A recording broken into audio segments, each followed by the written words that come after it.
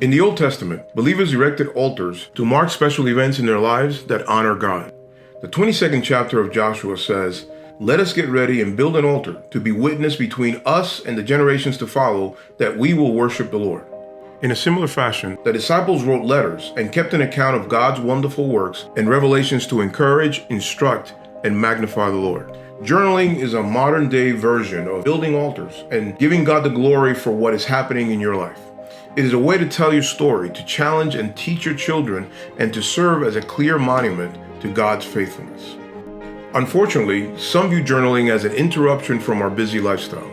But as one who keeps a journal, I can attest that it has been a valuable practice in my walk as a Christian. Here are 3 reasons why I recommend journaling. Number 1, if you're meditating on scripture and gaining wisdom from your conversations with your Father, it makes sense to recap these insights and write them down. Journaling allows you to document God's revelation for your own future review and enlightenment.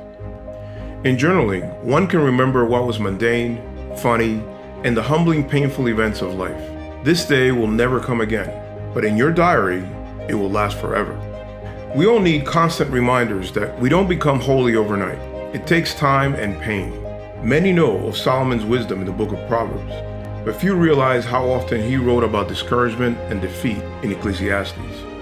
Journaling can serve as a mirror. It reminds us of resolutions we've made and broken, and how desperately we need God's power to obey and honor Him. Number 3, we don't want to be like Israel in the desert and forget all the blessings God has given us.